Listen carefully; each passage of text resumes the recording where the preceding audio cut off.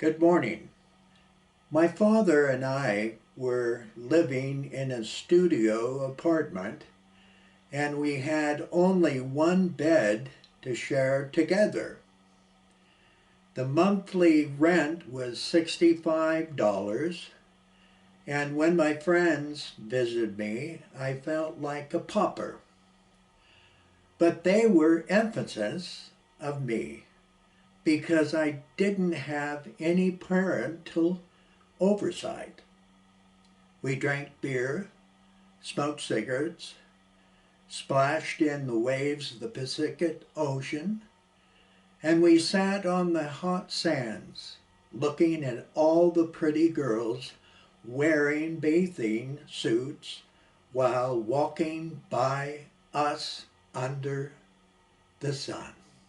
It wasn't often for Victor Charles to be this transparent, and I do believe his Catholic upbringing and teachings from his mentor, Father John R. Aherne, did make freedom of speech a very complicated topic when he was censoring stage productions and motion pictures. When he clearly admitted his own contradictions, it must have bewildered him all the more. It probably cut him to the heart knowing most of his roles were murderers and thieves, and he may have wondered how the Catholic Church looked down upon him for doing that. He was conservative in various topics of the culture in America in 1966. And he attended at St. Augustine High School, Villanova University, and the University of San Diego, and all three of these institutions of education were dominated by the Catholic Church. When I was 16 years old, my generation was far more liberal than the one Victor Charles had while growing up in the 1940s and into the early 1960s. It was a whole new horizon for a young generation looking for answers and creating new realms of music, theater, and film that triggered a liberal revolution, changing thoughts and minds and overturning conservativeness practically everywhere and overnight. Victor Charles, when first stepping into Hollywood, was embraced by director Robert Aldrich, who was then considered as being one of the old gang of the golden years of Hollywood. He was surrounded by others like Bette Davis, Joan Crawford, Olivia de Havilland, and Joseph Cotten, who were reaching the end of their brilliant acting careers. He hardly ever was cast with the younger actors and actresses who would soon become Hollywood stars. He was mostly rubbing shoulders with those stepping out of Hollywood because of their ages and their loss of popularities among their fans. When Victor Charles joined the Batman series, many of the guest stars were also from an older generation. There was Burgess Meredith as the Penguin, Cesar Romero as the Joker, Vincent Price as Egghead, and Eli Wallach as Mr. Freeze. Victor Charles was only 27 years old then in his television and motion picture career. On March 8, 1965, when America sent military troops into Vietnam, Victor Charles probably didn't realize what kind of revolutionary movement the younger generation was having when marching through the city streets of America and protesting against the Vietnam War. He also, most likely, didn't realize in 1966 that in the early morning hours in Greenwich Village, New York City, there would be a revolutionary riot at the Stonewall Inn on June 28, 1969, with gays, lesbians, and transgenders fighting against the New York City police for their rights to love whomever they wanted.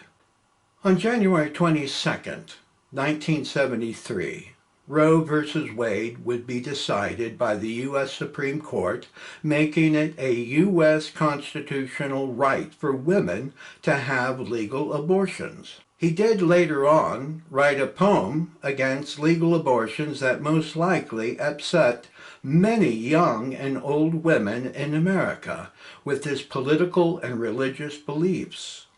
Throughout the mid-1960s, there was a sexual revolution underway and was changing America. On June 13, 1969, the motion picture Blue Movie starred Viva and Lewis Walden, and it was written and produced and directed by Andy Warhol. The 1960s was a tidal wave crashing over the entire culture of America, and if you didn't know how to ride a political surfboard, you might find yourself drowning under the waves of politics and the many new thoughts coming from a young generation. There were liberal motion picture directors in Hollywood like Woody Allen, Robert Altman, Mel Brooks, Norman Jewison, Stanley Kubrick, and many others. Everything in the 1960s was going incredibly fast in the music world, television, and in motion pictures. There were up-and-coming actors and actresses like Woody Allen, Warren Beatty, Candice Bergman, Timothy Bawdens, Karen Black, James Caan, Julie Christie, Robert De Niro, Glenda Jackson, Dustin Hoffman, and many more. To be at the top of anything in life, it's virtually a must to have people around you that can open up doors for you. That is what took place with Victor Charles between 1958 to 1962. But now, in 1966, there were more doors being shut in his face than ever before. There were many news clippings criticizing Victor Charles's characters in television and motion pictures, but that is what he got by performing in numerous villainous roles. It's a shame that he wasn't given more quality roles in more classic settings that would have endeared him more to his audiences. But instead, he was only frightening them half to death. That was the price he had to pay by acting in poor, structured storylines filled with crimes and violence. The Victor Charles I knew was soft-spoken, amusing, and kind. Imagery in television and motion pictures often forge actors into something other than what they truly are. Victor Charles performed again in the television program The Wild Wild West, titled The Night of the Eccentrics, on September 16, 1966, and he also performed in two more Batman programs entitled The Spell of Tut and Tut's Case is Shut. There was a newspaper that was criticizing Victor Charles and comparing him to actor Maurice Evans, who was a steady character on the television program Bewitched. The writer favored Evans over Buono, but they both were seasoned Shakespearean actors. How ironic is that? Victor Charles and Maurice Evans. Both quality Shakespearean actors winding up on television only to act in buffoonery productions. I'm confident they were given a great sum of money, but it was the price they paid while working in television. I don't knock either of them, because everyone needs to earn a buck. But it's sad that they weren't cast in classical Shakespearean programs on television instead. Near the end of the year, Victor Charles was performing in his one-man Christmas show in Brunswick, New Jersey on December 13, 1966. My father Sonny and I moved away from El Cajon in mid-1967 and relocated at an apartment at 729 Mission Boulevard in South Mission Beach. We were living a short distance away from my Auntie Susie and her son Carl. I was a sophomore at La Jolla High School, where my Uncle Tony and David Francis went before me. My father and I were like two bachelors, and most of my dinners were at George's Cafe across the street from a liquor store on Mission Boulevard. I was 15 years old, and my expanded boundaries allowed me to do almost anything I wanted to do. My father's business was located in Santee, California, approximately 25 miles away from the beach, and he worked long hours and leaving me alone most of the time.